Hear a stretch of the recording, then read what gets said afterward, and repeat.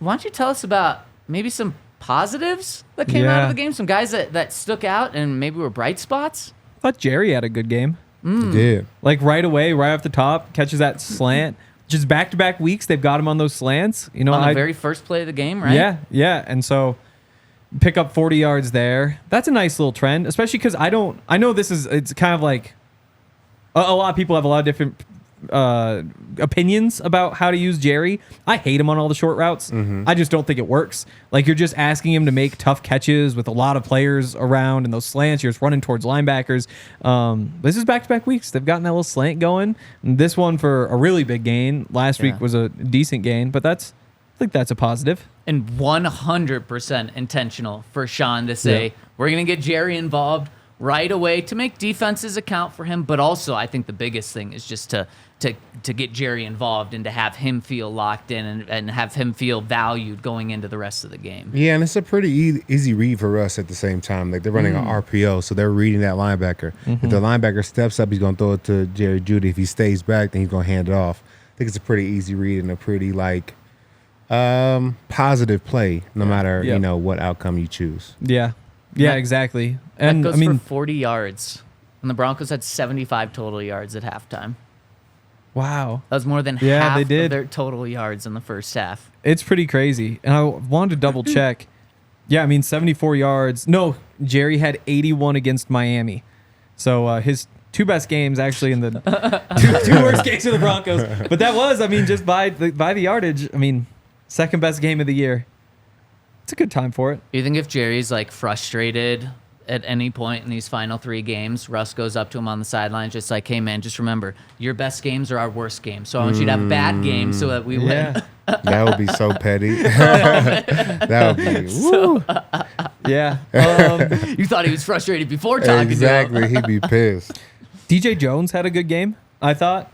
Obviously, he starts it off. The second drive has the sack, and that, not only forces the punt, but also takes them out of field goal range to make them punt instead of kick a field goal. That was huge. Had a couple tackles for loss, too. It's been interesting because, I thought he was quiet the week before, but had played well the few weeks before that. I thought Zach Allen, let me double-check the numbers, make sure I'm not crazy. Yeah, Zach Allen, one quarterback hit, no tackles. I thought he was kind of quiet. So you've kind of had this back and forth a little bit recently, whereas before that, felt like both of them were really going. But I thought, I don't know, just always good to see DJ doing stuff. Absolutely. For sure, and they needed that. One thing we had talked about, or hadn't talked about this whole time of this turnaround was interior pressure. Yeah. It was all the outside guys, Nick Bonito, and the guys really rushed on the edge. So it was good to see him, and he just whooped the guard one-on-one. So it was a great job of him winning that one-on-one matchup. Definitely. Man, it blows my mind because Alex Singleton, Josie Jewell are very good inside linebackers, and the Broncos have had Zach Allen step up big time, especially the second half of this season, and DJ Jones has had good games as well. Yet, are the parts, when it comes to the run defense, are the parts better than the sum when it comes to the run defense? Because it just doesn't add up of why... especially in so many games that they've just been so bad against the run. Well, there's a problem with our edges. There's something wrong with our C-gap defense, and I'm trying to put my finger on it. But if you watch the games, teams always attack the C-gap, and they just block out on the outside linebacker and block in on the DN, and it shouldn't be that easy. Somebody should have that gap, and I don't know where we're falling apart because they're blocking down on the end and then scooping to the linebacker pretty easily. And it's just this pathway. It's Moses part in the Red Sea. You can run through that forever. Exactly. And we're not able to stop it. So I don't know whose gap that is. As watching film, I don't know if the safety's supposed to come down there and fill that, or if they're supposed to, the linebackers are supposed to play off the D-line and get over the top. Yeah. But because the scoop is happening so fast, we don't even have the ability to get over the top of these, these scoop blocks. And it's tough.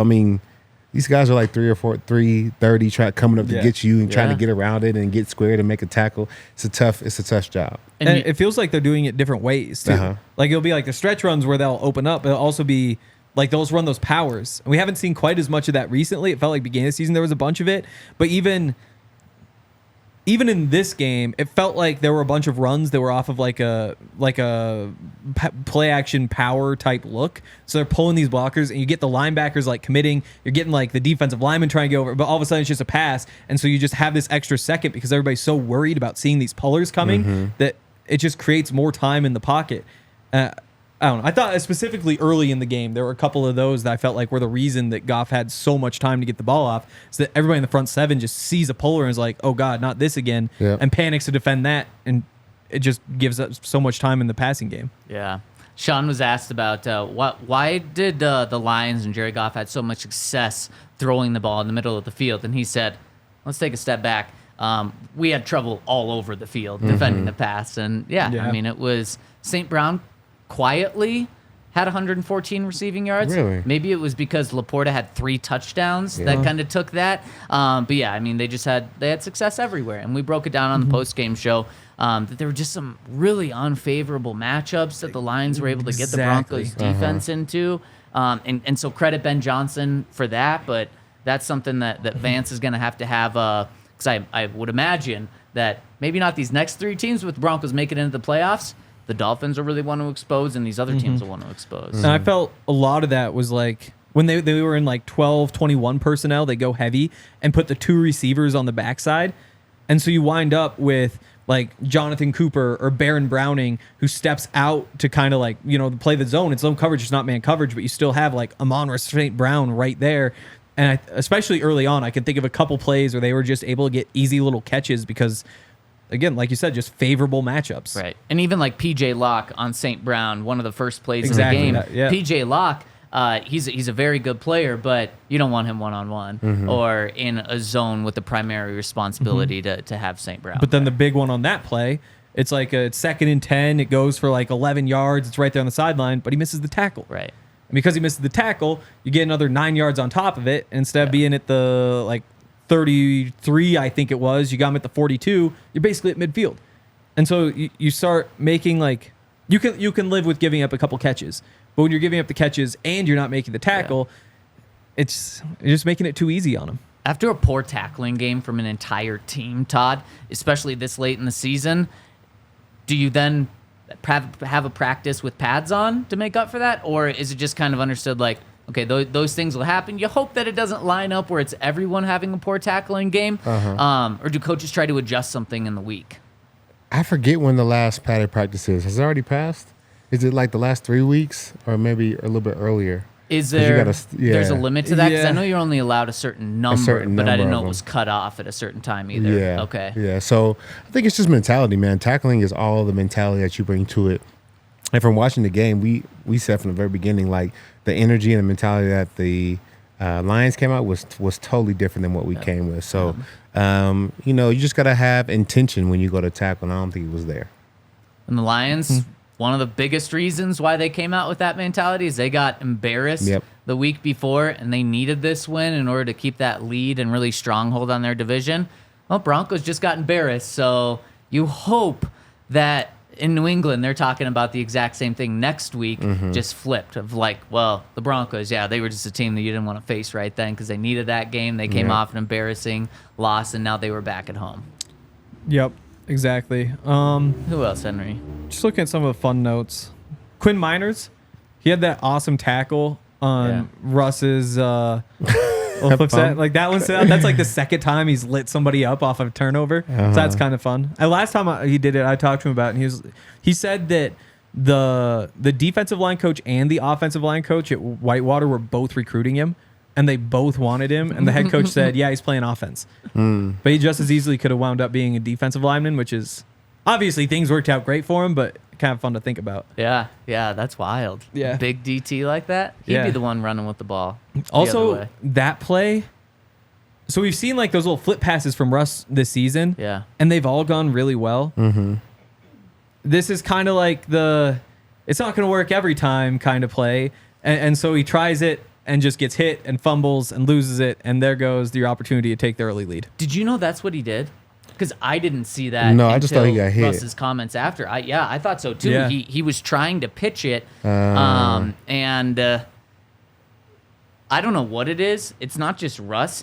I feel like quarterbacks in the NFL, especially just these past few weeks, and you can just look at yesterday, there were multiple examples of it, are trying to make more plays when they're getting sacked or when pressure's right in their face just to like have an incompletion. Yep. Not worth it. Take the sack, lose 8 yards, because the reverse is what happened. You fumble, you throw an interception. Exactly. Like, Trevor Lawrence, he was getting sacked at the end of the game last night, tried to throw the ball, and the ball hits off his teammate's helmet. It's a fumble. You had Nick Mullins with the Vikings at the end of that game yesterday. He is 2 inches from the ground of being sacked, and he throws the ball to a defensive lineman that's like laying on the ground right there. Just take the sack. Now, if you're running free and you can easily throw the ball away, of course, do that. But like quarterbacks, it's not just Russ, but like Russ should have also just tucked the ball, not try to make a play there. I don't even. Samaje was open. He was gonna. There was nobody near him. Wasn't he far from Russ though? Like he wasn't like 2 yards away where it was not like 2, but it was like 5'10". Like he was right there. Like it was like. That's the thing though. Is like it's worked. Like he's done it like 3-4 times this season. And it's worked on all those. So if you want him to tuck that one, do you want him to tuck all of them?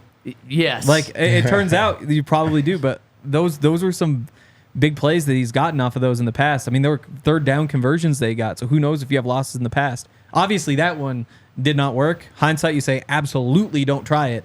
At the same time, though, you get somebody standing there wide open. He was off and running. What was the down and distance though? Was it? I don't think it was 3rd down. No. And you were in field goal range, I think. Yep. So, I mean, even a sack, I don't know. And again, it's not just Russ. It's so many quarterbacks. Just know what's worth it, know what's not. Henry, anyone else that stuck out to you?